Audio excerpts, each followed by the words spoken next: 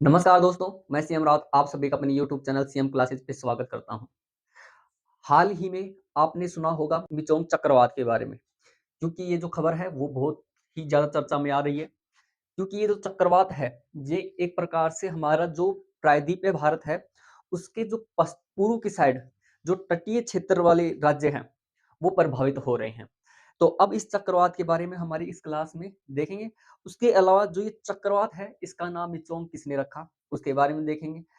और चक्रवात कैसे आते हैं, और जो चक्रवात होते हैं उसको विश्व के अन्य देशों में किन किन नामों से जाना जाता है, इन सभी मुद्दों को लेके आज की इस क्लास में हम चर्चा करेंगे। तो सबसे पहले ये जो मिचोंग चक्रवात आया है, उसको समझने से पहले हम देखेंगे कि जो हमारा भारत है, तो उसमें कहाँ पे आया है, इसको समझने का प्रयास करते हैं। जो भारत है, उसका जो दक्षिण वाला हिस्सा, यानी कि जिसे हम कहते हैं प्रायद्वीपीय भारत। प्रायद्वीपीय भारत क्यों कहते हैं? क्योंकि ये जो गुजरात से लेके और इधर पश्चिम बंगाल, ये गुजरात और पश्चिम बंगाल के जो दक्षिण वाला हिस्सा है, यहाँ पे क्या लग रहा है? जल लग रहा है। तो प्रायद्वीपीय भारत कहने का अभिप्राय ये है कि ऐसा स्थल खंड जिसके तीनों तरफ क्या हो? जल हो। इधर भी जल है, यहाँ पे भी जल है, यहाँ पे भी जल है। तो ये हमारे जो दक्षिण वाला हिस्सा है, इसको क्या बोलते हैं? प्रायद्वीपीय भारत बोलते हैं। इस दक्षिण वाले हिस्से में तीनों तरफ जल है, तो इसलिए इसका जो ये पश्चिमी वाला हिस्सा है, ये दिशा है पश्चिम, ये है पूर्व, यहाँ पे होगी उत्तर, यहाँ पे होगी दक्षिण। तो ये जो पश्चिम वाला इलाका है, इसमें तो है अरब सागर, और जो ये पूर्व वाला एक इलाका है, इसमें है बंगाल की खाड़ी, जिसको बे ऑफ बंगाल कहते हैं। अब बात करते हैं, तीनों तरफ से घिरा हुआ है तो दक्षिण में भी होगा, तो दक्षिण में है हिंद महासागर। कौन सा महासागर? हिंद महासागर। दक्षिण में है हिंद महासागर। तो ये तीनों तरफ से क्या हो गया? जल से गिर गया। और जो ये अरब सागर और बंगाल की खाड़ी है, ये दोनों ही हिंद महासागर क्या है? हिस्सा है।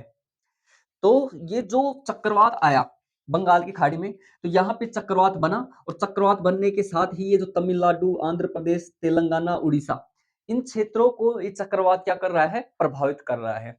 तो देखो, ये जो चक्रवात है, इसकी उत्पत्ति कहाँ पे हुई है? बंगाल की खाड़ी में, ये हमने देख लिया।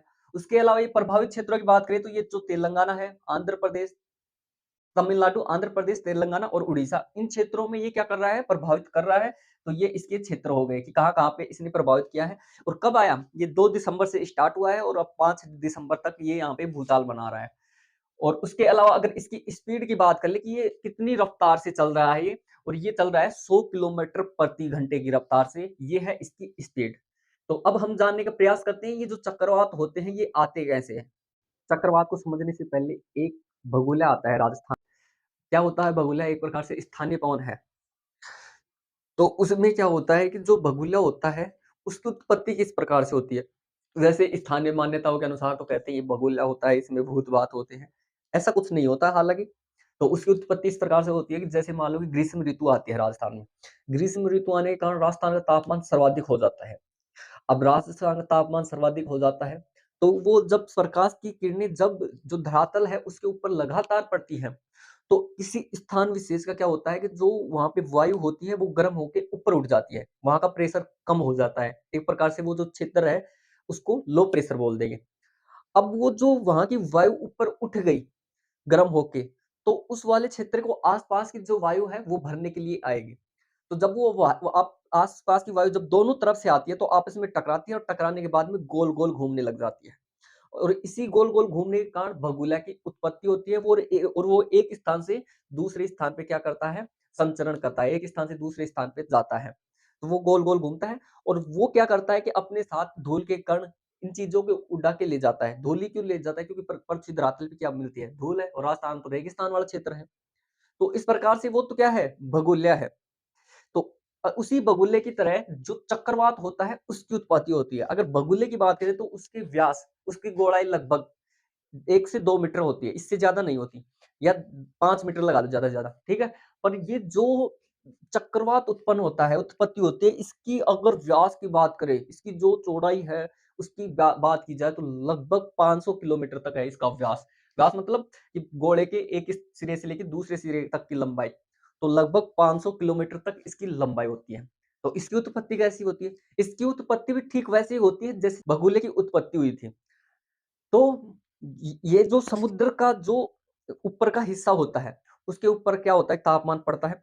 लगातार तापमान पड़ने के कारण अगर समुद्र स्थल के ऊपर 27 डिग्री सेल्सियस से ज़्यादा तापमान पड़ने लग जाता है, तो वहाँ की जो पवनें थी, वो क्या हो जाती हैं, गर्म होके ऊपर उठ जाती हैं। अब गर्म होके ऊपर उठ जाती है और उसके साथ-साथ वहाँ पे जलवाष्प भी होता है, जलवाष्प भी गर्म होके ऊपर उठने लग जाता है।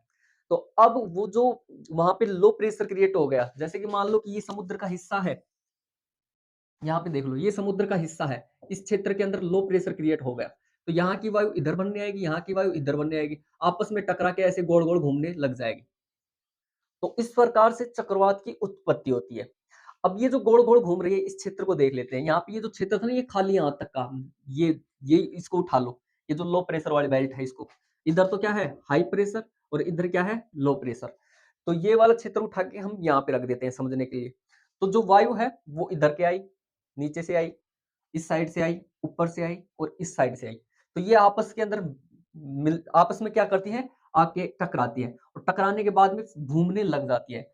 और इसी घूमने के कारण जो बीच वाला क्षेत्र रहता है, एक ये जो बीच वाला क्षेत्र 30 से 100 किलोमीटर तक का क्षेत्र, इसको बोल देते हैं चक्रवात की आँख। क्या बोल देते हैं? चक्रवात की आँख। क्यों बोल देते हैं? कि ये जो खाली स्थान को वायु भरने आई है, ये चारों तरफ तो वायु है, पर बीच में वायु नहीं होती क्योंकि वायु आपस में टकरा गई और ये घूमने लग गई। तो इस बीच वाले क्षेत्र के अंदर ये वायु नहीं प्रवेश कर पाती। परंतु ये वाला क्षेत्र है, इसके आस-पास का, इन सभी क्षेत्र के अंदर क्या घूमती है? वायु घूमती है क्योंकि यहाँ पे लो प्रेशर क्रिएट हो गया था।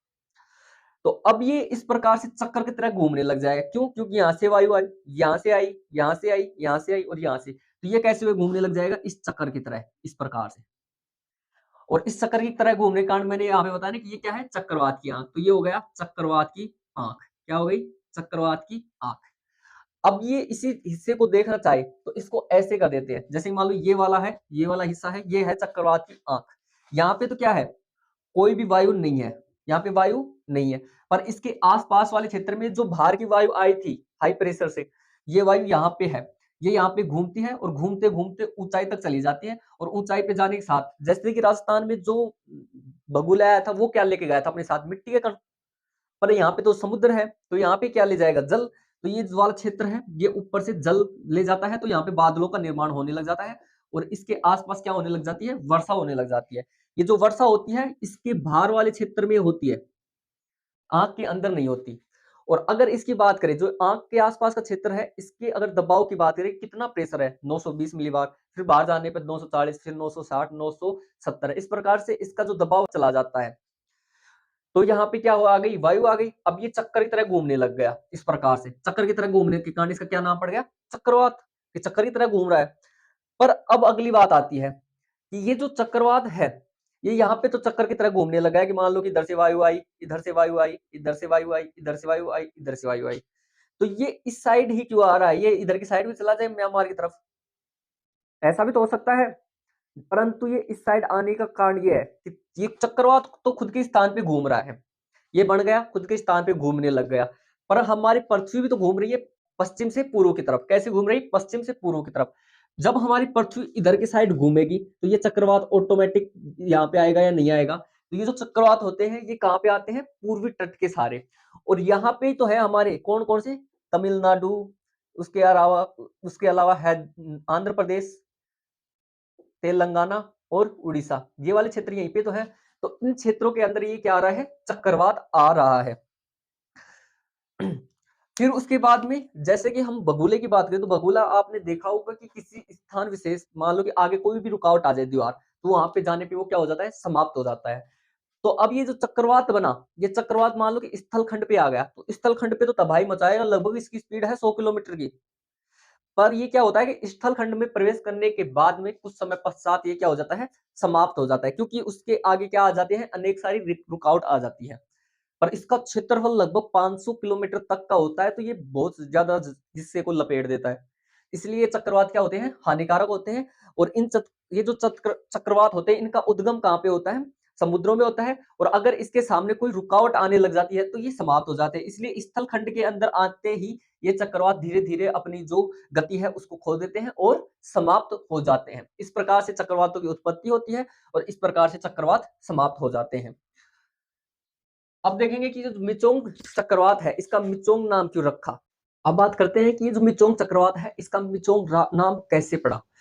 तो अगर हम देखें कि जो विश्व है उसमें 6 विशेष मौसम केंद्र हैं। ये क्या करते हैं कि जहाँ पे भी जो चक्रवात आते हैं, उनका नाम का निर्धारण करते हैं। कौन से? 6 क्षेत्र विशेष मौसम केंद्र, जिसको इंग्लिश में बोलते हैं RSMC। इसी प्रकार से इन 6 क्षेत्रों में से एक क्षेत्र भारत में भी है, जिसको बोलते हैं भारतीय मौसम विभाग। ये जो भारतीय मौसम विभाग है, ये क्या करता है कि जो एशिया प्रशांत क्षेत्र के अंदर संयुक्त राष्ट्र के आर्थिक और सामाजिक समिति के 13 देश हैं, उन देशों को क्या करता है कि चक्रवात से संबंधित परामर्श देता है और उनका नामकरण करता है। तो ये जो 13 देश होते हैं, इसमें संयुक्त राष्ट्र के आर्थिक और सामाजिक समिति के अंदर ये 13 देश ही इन चक्रवातों का नाम निर्धारण करते हैं कि अब चक्रवात आ गया तो एक देश का नंबर आ गया, फिर उसके बाद दूसरा चक्रवात आ गया, दूसरे देश ने नाम रख दिया, फिर तीसरे देश ने नाम रख दिया, फिर चौथे देश ने नाम रख दिया। इस प्रकार से ये 13 देश अपने एक-एक नाम प्रस्तावित करते हैं। ये जो नाम प्रस्तावित करते हैं, इनका जो ये नाम रखा जा रहा है, तो ये क्रम से रखा जाता है। किस प्रकार से? कि जैसे कि मान लो किसी का नाम ए पे आया, फिर किसी का बी पे आया, सी पे, डी पे, ज लास्ट में ज़ेड तक, इस प्रकार से नाम आते हैं ना, तो उसी प्रकार से जिस देश का नाम पहले आ जाएगा, उस देश का नंबर आ जाता है कि अब इसका नाम मैं रखूँगा। इसी प्रकार से अब किसने रखा है? म्यांमार ने रखा है। जैसे पहले स्थान पे देखें तो बांग्लादेश आता है, तो पहले बांग्लादेश रखेगा, फिर उसके बाद में भारत रखेगा। इसी प्रकार से एम तक पहुँचते-पहुँचते म्यांमार ने, और म्यांमार ने क्या रख दिया इसका? इस चक्रवात का नाम मिचोंग रख दिया। तो इसमें अब ये जो 13 देश हैं, इनकी बात कर लें, तो इन 13 देशों में आते हैं बांग्लादेश, भारत, ईरान और उसके अलावा Maldives, Myanmar, Oman, Pakistan, Qatar, Saudi अरब, श्रीलंका, थाईलैंड, यूएई और जो यमन है। ये जो 13 देश हैं, ये इसमें सम्मिलित हैं। विश्व है, उसमें 7 महाद्वीप हैं और 5 महासागर हैं, जिसमें एशिया हो गया, यूरोप, अफ्रीका, उत्तरी अमेरिका, दक्षिणी अमेरिका, ऑस्ट्रेलिया और एक नीचे है अंटार्कटिका। उसके अलावा 5 महासागर हैं, जिसमें ये है अटलांटिक महासागर, यहाँ पे आता है हिंद महासागर इधर की साइड, और उधर की साइड प्रशांत महासागर, यहाँ पे अंटार्कटिका महासागर हो जाएगा, और सॉरी यहाँ पे आर्कटिक महासागर हो जाएगा, और नीचे की तरफ अंटार्कटिका महासागर हो जाएगा। नीचे वाले को बहुत कम लोग कुछ कहते हैं नहीं है, कुछ कहते हैं, उसको कोई दिक्कत नहीं है। एनसीईआरटी में 4 भी दे रखे हैं और एनसीईआरटी में ही 5 दे रखे हैं, तो इसमें कन्फ्यूज़ होने की कोई ज़रूरत नहीं है। तो अब बात कर लेते हैं कि ये जो चक्रवात होते हैं, हमारी जो पृथ्वी धरातल है, उसके जो विभिन्न क्षेत्र हैं, जहाँ पे ये आते हैं, उन स्थानों पे इनको अलग-अलग नामों से जाना जाता है। जैसे कि हम कह रहे हैं चक्रवात, चक्रवात को हम बोल देते हैं साइक्लोन, क्योंकि हम भारत निवासी हैं। तो जो हिंद महासागर है, उसमें इस चक्रवात को किस नाम से जाना जाता है? साइक्लोन के नाम से। इसलिए भारत में भी चक्रवात को इंग्लिश में क्या बोल देते हैं? साइक्लोन बोल देते हैं। पर अलग-अलग स्थानों पे अलग-अलग नामों से जाना जाता है। जैसे कि हमारे यहाँ पे जो एशिया है, इसके लिए ये वाला क्षेत्र कौन-सा हो जाएगा? पूर्व, क्योंकि ये पूर्व क्षेत्र है, ये पूर्व की दिशा है, ये पश्चिम, ये उत्तर है, ये दक्षिण है। तो ये जो चीन है, ये चीन हो गया, चीन के इधर ये सागर पड़ता है, इसको बोलते हैं चीन सागर, और इसी के जस्ट इधर है जापान। तो चीन सागर और जापान में ये जो चक्रवात आते हैं, इसको बोलते हैं टाइफून। क्या बोलते हैं? टाइफून। जापान और चीन सागर में।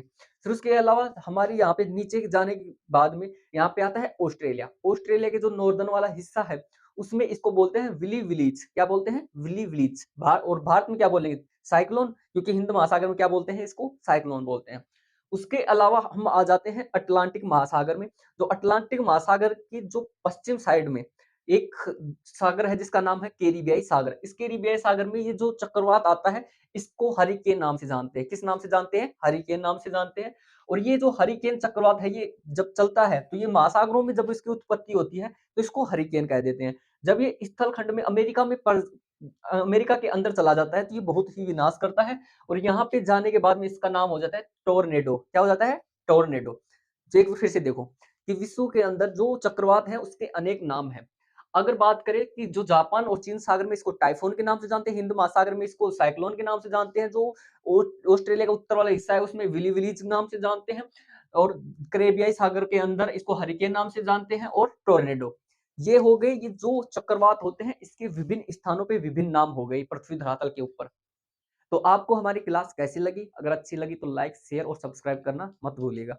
धन्यवाद।